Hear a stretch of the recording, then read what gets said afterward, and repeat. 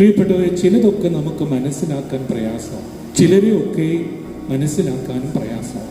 ചിലതൊക്കെ എന്ന് ഞാൻ പറഞ്ഞപ്പോൾ കടലിൻ്റെ ആഴം, അവിടെ എന്തുണ്ട്, പവിഴമുത്തുണ്ട്, എത്രമാത്രം ആഴമുണ്ട്, എന്തൊക്കെ ജീവികളുണ്ടെന്ന് ഒരായുസ് മുഴുവനും പഠിച്ചാലും നമുക്ക് പൂർണ്ണമായി കിട്ടില്ല. അതൊരു വിസ്മയമാണ്. അതെത്ര മനസ്സിലാക്കിയാലും തീരില്ല. ഒരു പുരുഷായുസ് കൊണ്ടത് ഉൾക്കൊള്ളാൻ കഴിയില്ല. ഈ പ്രപഞ്ചത്തിൻ്റെ രഹസ്യം നമുക്ക് പിടികിട്ടില്ലല്ല.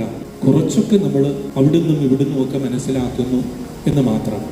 അതുപോലെയാണ് ചില വ്യക്തികൾ. മഹാത്മാഗാന്ധിജി, അദ്ദേഹത്തെ ആഴത്തിൽ പഠിച്ചവർ ആരുണ്ട് ഇവിടെ? കുറച്ച് കാര്യങ്ങളൊക്കെ അദ്ദേഹത്തെക്കുറിച്ച് നമ്മൾ അവിടുന്നും ഇവിടുന്നും ഒക്കെ പഠിക്കുന്നു.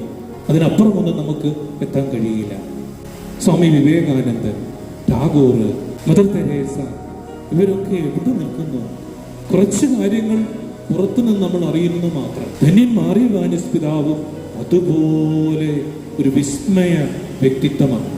അദ്ദേഹം നമുക്ക് പഠിക്കാനുള്ള വലിയൊരു പുസ്തകമാണ്, മഹത് ഗ്രന്ഥമാണ്. വായിച്ചാലും വായിച്ചാലും തീരില്ല. അദ്ദേഹം തന്നെ 33 പുസ്തകങ്ങൾ എഴുതിയിട്ടുണ്ട്. അദ്ദേഹത്തെക്കുറിച്ച് എഴുതിയിട്ടുള്ള കാര്യങ്ങൾ വളരെ ദൈർഘ്യമുള്ളതാണ്. ഏത് വിഷയമാണ് അദ്ദേഹം കൈകാര്യം ചെയ്യാത്തത്? വിശുദ്ധ കുർബാന, കുംഭസാരം, പള്ളിഭരണം, അഡ്മിനിസ്ട്രേഷൻ, സ്കൂള്, വിദ്യാഭ്യാസം, മത ഐക്യം, പുനരൈക്യം, ഏത് വിഷയവും